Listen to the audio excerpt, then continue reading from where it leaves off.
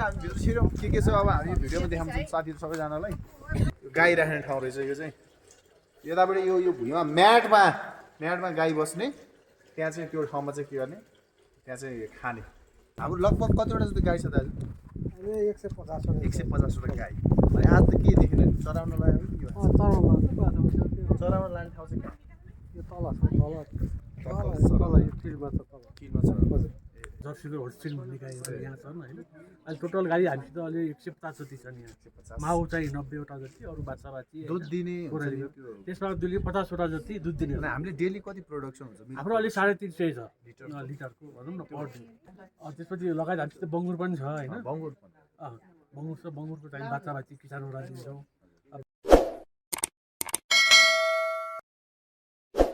यहाँ चाहिँ हामी भित्र छिरौँ के छ अब हामी भिडियोमा देखाउँछौँ साथीहरू सबैजनालाई यहाँ पहिला यहाँ विशेषता भनेको यहाँ काउली यहाँ स्पेसल काउली छ यो काउली त होला नि होइन त यो फुल जस्तो छ है काउली तिमीलाई पकाएर खाउली अब हामी तलतिर जाउँ यो गाई फार्म होइन जिरीको रहेछ अब हेरेर जाउँ के छ यहाँभित्र के देखिन्छ अनि यतापट्टि यो यस्तो रहेछ यहाँ चाहिँ भित्र गाई राख्ने ठाउँ रहेछ यो चाहिँ यतापट्टि यो भुइँमा म्याटमा गाई बस्ने त्यहाँ चाहिँ त्यो ठाउँमा चाहिँ के गर्ने त्यहाँ चाहिँ खाने होइन खानेकुरा राखेको रहेछ ल हामी त म्याटमा राखेको रहेछ यहाँ गाईलाई चाहिँ यति साह्रो यो दाउरा भन्छ क्या यसलाई चाहिँ दाउरा यो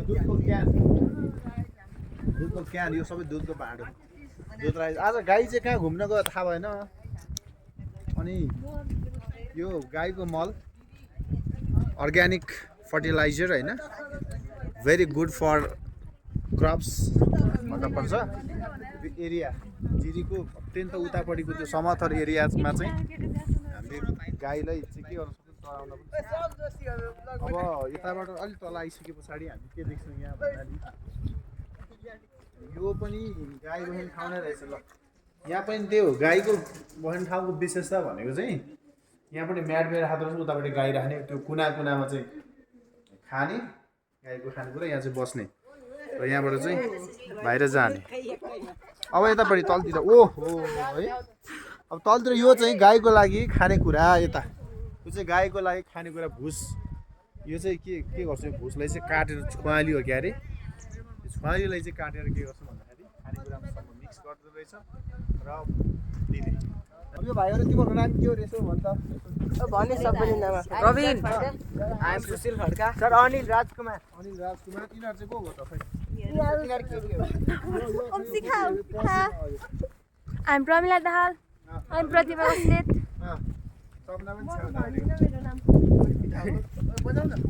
अब हामी मास्टर जान्छौँ अनि you know what who is the camera person what's your name please Sujata Karki फेरि सम्मान अब हाम्रो कोही साथीहरू 2-4 जना चाहिँ नानीहरू त्यहाँ पनि छ हेलो हाई गर्छन् टाढेबाट यहाँबाट अप्पर साइड चाहिँ यो गाईको लागि प्लेग्राउन्ड हो ल गाईको बच्चाहरू छन् यहाँ चाहिँ प्लेग्राउन्ड हो गाईको लागि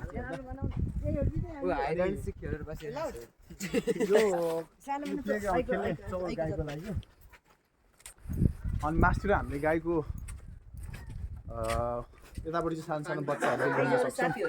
तिनीहरू चाहिँ घुम्न हिँड्न नसक्ने गाईको बच्चाहरू के अरे नसक्ने तर तर्न नसक्ने होला अब चढ्न नसक्ने यो चाहिँ भेराइटिज अफ गाईको बच्चा है पुरा कानमा चाहिँ यिनीहरू पनि शौखिन रहेछ क्या यिनीहरूले पनि कानमा के लगाइदिएको यो इन्सुरेन्स गरेको यिनीहरूलाई थाहा हुन्छ यता पनि गाई राख्ने ठाउँ हो अब यो चाहिँ गाईको मलहरू भइहाल्यो होइन अब यता आउँछौँ कुरा त्यति नै हो क्या अरे अब यो गाईको अब यो एउटा गाईको अर्को यो गाई बस्ने गाई मार्ने यो पनि गाई राख्ने ठाउँ यहाँ भित्र गाई बस्ने ठाउँ चाहिँ किन बत्ती झिलिमिली बनायो होला है यहाँ भित्रको गाईले खाने घाँस चाहिँ यस्तो हुँदो रहेछ यार कसरी खान्छ होला यस्तो खानेकुरा ए के भन्छ अरे डुडो भन्छ है पिठो हुन्छ होला है दानाहरू मिसाएर हाल्दै हुन्छ यसमा पिठो हुन्छ ल साथीहरू अर्को मान्छे म चिनाउँछु ऊ रमलाको बहिनी गमला ऊ चाहिँ नेपाल गाई पालक सङ्घको अध्यक्ष हुनुहुन्छ तपाईँलाई स्वागत छ कार्यक्रममा हामी बाहिर निस्किन्छौँ यतापट्टि पनि जान्छौँ हामी त्यतापट्टि त गइहाल्यौँ होइन यो चाहिँ घाँस के गाईको के खाने ठाउँ हुन्छ यो मलाई चाहिँ खर जस्तै लाग्यो खर रहेछ क्या अरे सायद खर राख्ने ठाउँ रहेछ त्यो चाहिँ होइन यतापट्टि स्टोरेज भन्छ कोल्ड स्टोर अनि यो चाहिँ मेसिन यसको काम के गर्ने यो धान बनाउने होइन काटेर उतापट्टिको द्याउ त त्यस्तो बनाउनु रहेछ यसको काम चाहिँ यहाँबाट हालेर कतापट्टि यहाँ तुत्तु तलपट्टि फाल्ने होइन ए स्टोर गर्ने ठाउँ हाम्रो थियो तर सानो खालमा थियो यो अलि नम्बर पनि धेरै भयो यो आइरन चाहिँ के हो बेस्ट क्वालिटी नम्बर 1 रहेछ यो जस्ताहरू है यो चाहिँ अब यो काम नलाग्नु होला पुरानो पुरानो अनि हामी तलतिर अब तलतिर पनि जान्छौँ हामी तलतिर पनि जान्छौँ यहाँबाट चाहिँ अलिकति तल गइसके पछाडि के देख्न सक्छौँ भन्दाखेरि यो त अघिकै भइहाल्यो ट्याक्क लाएर अनि अझ तल त्यसले पज गर्दछ हाम्रो लगभग कतिवटा जस्तो गाई छ दाजु 150वटा गाई अनि आज त के देखिन चराउन लाग्यो चराउन लाने ठाउँ चाहिँ कहाँ किनमा छ ल अहिले चाहिँ हामी जिरीमा छौँ जिरीको पनि यो विशेष के ठाउँ हो सर खास मेन बजार भन्दा जिरी नै भन्छ कि त्यसलाई जिरी नै भन्छ होइन यो चाहिँ हामी के फर्म गाई फर्म भन्छ गाई अनुवाद विशेषमा के हो गाई ठिक छ म त मलाई मोटामोटी भन्छु सरले एकचोटि भन्नुहुन्छ ल ठिक छ अब सबैलाई ल नमस्ते स्वागत छ है म डाक्टर गोपाल गिरी हो यहाँको फार्म प्रबन्धक मेरो घर चाहिँ पोखरा म यहाँ 2.5 वर्षदेखि कार्यरत छु यो गाई अनुवाक्षी स्रोत केन्द्र यो 2075 देखि हो नयाँ नाम होइन त्योभन्दा अगाडि पशु विकास फार्म जिरी भन्ने थियो धेरै पुरानो फार्म हो यो विक्रम सम्वत 2015 साल नानीहरूको हजुरबा हाम्रो हजुरबाको पुरा त्यो बेलामा त्यतिखेर अब यो टोनी हेगन भन्ने तपाईँले सुन्नु पनि भयो होला युट्युबमा पनि पाइन्छ नेपालमा धेरै मान्छेको नाम हो टोनी हेगन स्विजरल्यान्डको विदेशी हो होइन उहाँले नेपालमा त 12-14 किलोमिटर चाहिँ पैदल यात्रा गर्नुभएको थियो कि नेपालमा अरे पत्र के पुस्तिका पनि लेखेर विश्वमा चिनाउने काम पनि उहाँले गर्नुभएको उहाँ आउँदाखेरि सगरमाथामा जाने क्रममा यहाँ आउनु भएको छ त्यतिखेर होइन यो बाटो हुँदै जानु यो बाटो हिँडेर जानु पर्थ्यो त्यही भएर अहिले पनि हामीले भन्दाखेरि यो जिरीलाई चाहिँ गेटवे टु माउन्ट एभरेस्ट भनेर भनिन्छ कि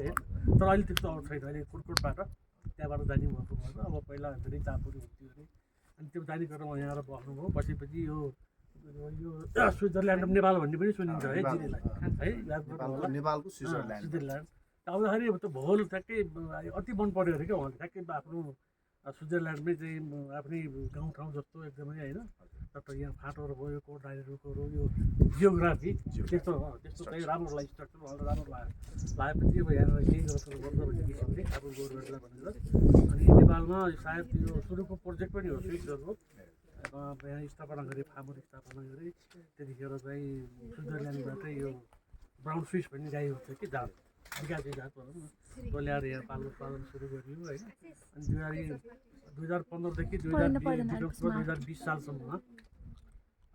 उनीहरूकै चाहिँ म्यानेजमेन्टमा चल्यो त्यसपछि 2020 साल मार्च 23 गते तत्कालीन हाम्रो राजा महेन्द्र त सुन्नु होला होइन राजा महेन्द्रले आएर अनि यहाँ उद्घाटन गरेर नेपाल सरकार हस्तान्तरण गरेको नेपाल सरकारकै मात्र त्यो वर्षदेखि उनीहरूको फन्ड थियो 31 सालसम्ममा पैसा दिइरहेको थियो उनीहरूले अहिले त टोटल पैसा भनेको नेपाल सरकारकै हो होइन अनि त्यतिखेर 2020मा यो गरिसकेपछि यहाँ स्विच प्रोजेक्टहरू सुरु भयो पहिला पशुपालनमा मात्र सीमित थियो होइन अनि पछि चाहिँ अब अल्टो मल्टी सेक्टरल भएको भनेको जस्तै अब हाम्रो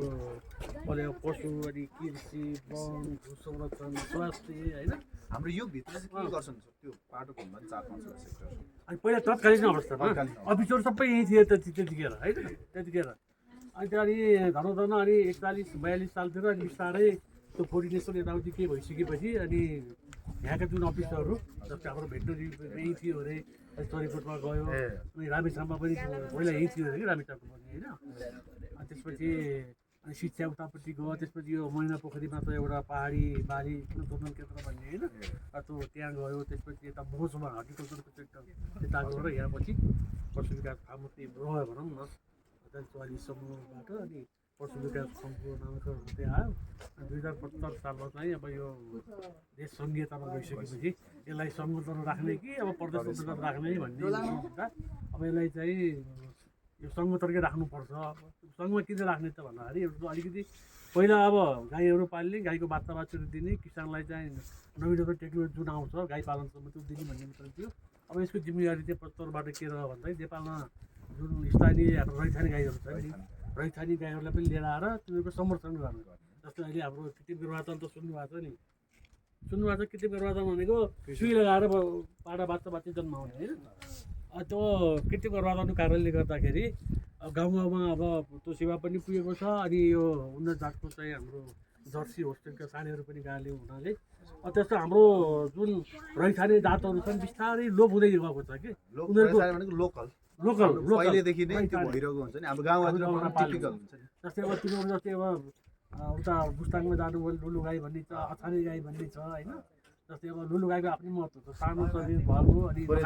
थोरै दुध दियो भने पनि अब थोरै आहारमा पनि दुध दिने भनौँ न त्यही रोगले हत्तपत्ती आक्रमण नगर्ने होइन त्यस्ता गुणहरूको बचाउनुपर्छ भन्ने मान्यताले यो नेपालकै एउटा गाई आउनाको सुरुवात गरेर अब त हाम्रो रैथाने गाईहरूको संरक्षण गर्नुपर्छ भन्ने हाम्रो उद्देश्य रहे पनि त्यसमा हामीले काम गर्न सकेका छैन जुन परम्परा हो त्यही हुँदैछ होइन हामीले यहाँ चाहिँ बाहिरबाट पनि ल्याउँछ इम्पोर्ट गर्छौँ हामी गर्दैन अनि अब यहाँ चाहिँ अब टोटल हाम्रो 84 हेक्टर जमिन हो यहाँ होइन एरिया यहाँदेखि उतापट्टिको चौरहरू पनि सरको यो खाली चौर सबै हाम्रो यो खालि चौर छ नि बारदेखि यतापट्टिको सबै यतापट्टिको जङ्गलहरू पनि हाम्रै माता गाई चरणकै लागि हो गाई चरण एरिया छ गाई चरण लाउने अब हामी घाँस पनि लगाएको छौँ होइन अनि त्यसमा त अनि सुरुमा हाम्रो यहाँ ब्राउन सुज गाईहरू पालिए पहिला होइन अनि ब्राउन सुजमा चाहिँ अलिकति किर्ना अब एट्याक भयो अनि किसानलाई पनि अब यो गाईभन्दा हामीलाई जर्सी ठिक हुन्छ कि भन्ने चाहिँ किसानको माग भइसकेपछि ती गाईहरूलाई बिचरा हटाएर अनि हामीले चाहिँ जर्सीको होल्स्टिन भन्ने गाईहरू यहाँ छन् होइन अहिले टोटल गाई हामीसित अहिले 150 जति छन् यहाँ माउ चाहिँ 90वटा जति अरू बाछा बाछी दुध दिने त्यसमा 50वटा जति दुध दिने हामीले डेली कति प्रोडक्सन हुन्छ हाम्रो अहिले 350 छ लिटरको भनौँ न पर डे त्यो हामी भित्रै त्यो अब यस्तो छ अब 300 लिटर छ अब त दुध बिक्रीको लागि हाम्रो यहाँभित्र आन्तरिक हिसाबले खानुहुन्छ गर्नुहुन्छ ताकि चाहिँ मैले बाहिर बेच्छौँ तर बेच्दाखेरि बाहिर जुन उपभोक्तालाई हामीले दिनु दिँदैन हामीले चाहिँ साउन्डको आर्थिक वर्षको सुरु भयो साउन्डमा पनि हामीले चाहिँ उ गर्छौँ सूत्र निकाल्छौँ टेन्डर जस्तो मोटामोटी चाहिँ आफ्नो मिनिमम मूल्य तोकेर मिनिमम गरेर टेन्डर जस्तो गर्छौँ टेन्डरमा अब जसले सस्तो हाल्यो उसलाई दिने भन्ने हुन्छ अरू बढाउने क्रममा यसमा जसले बढी दियो उसलाई दियो होइन हाम्रो सामान जाने अनि योभन्दा अगाडि हाम्रो 62 रुपियाँ 50 पैसा थियो होइन अघि यो साउनदेखि उता र अहिले साउनदेखि यता चाहिँ अहिले 75 रुपियाँ 56 पैसा पुग्यो 65बाट एकैचोटि बढेर प्रति लिटर त्यसमा चाहिँ हाम्रो शुद्ध चाहिँ पानीमा हालेको दुध होइन अनि त्यो भयो त्यो हाल्ने क्रममा हाम्रो चाहिँ चरीकोटको होटल इम्ब्रोसिया भन्ने हुन्छ त्यो दिनेश बस्ने पर्ने होइन उहाँले टेन्डर पाएको चरीकोट जान्छ हामीले यो वरिपरि जिरीतिर कहीँ जाँदैन रहेछ चरीकोट गयो भने नि 100 लिटर जति उहाँलाई दिनुहुन्छ उसमा त्यसपछि अब हाम्रो त्यसपछि लगायत हामीसित बङ्गुर पनि छ होइन बङ्गुर छ बङ्गुरको चाहिँ बाच्छा बाच्छी किसानहरूलाई दिन्छौँ बाहिर बङ्गुरको बाच्छा जानु 45 दिनको 7,000 8,000 पर्छ होइन बाहिर हाम्रो यहाँ 3500मा लानुहुन्छ किसानले सधैँभरि त्यो 3500 रेटै त्यो हो कि अब अलिकति बढ्दै गइसक्यो बढाएको छैन अब बढाउने कि भन्ने चाहिँ हामीले चाहिँ माउ बेच्दैनौँ खालि बाछी पाटापाटीहरू मात्रै 45 दिनको भएपछि 3500मा अब नाम लेखाउनु पर्छ धेरै डिमान्ड छ होइन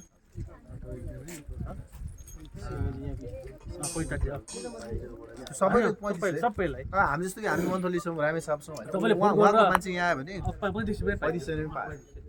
हाम्रो सबै यो चाहिँ यहीँको जिरीको मात्र नभएर अधिराजी भरिको हो कतिवटा हाम्रो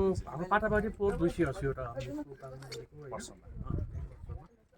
त्यसरी हो साल पनि लगभग त्यसकै रेसियोमा जान्छ प्रत्येक साल तर त्यो त अलि सर्व त माग त पुरा गर्नै सकिँदैन सकिँदैन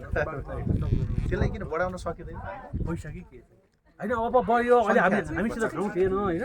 अहिले बन्दैछ यो जस्तै 2072 सालमा भूकम्पले पुरा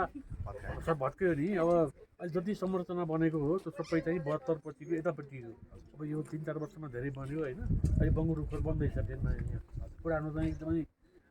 दिग्न थियो त्यसलाई भत्काएर नयाँ हामीले बनाउँदैछौँ त्यही नै हो अब हाम्रो मुख्य काम भनेको किसानहरूलाई चाहिँ अब यो पालिमो रोग प्रदान गर्ने होइन जस्तै हाम्रो यो हाम्रो समूहहरू पनि छन् किसानका यी समूहहरूमा चाहिँ अब दुध उत्पादनसँग सम्बन्धित सामानहरू वितरण गर्ने चुराको औषधि होइन अनि घाँसको बिउहरू दिने उहाँहरूलाई अनि यो हाम्रो यो काम गर्ने मान्छेहरू लोकलै हो हाम्रो स्थानीय हामी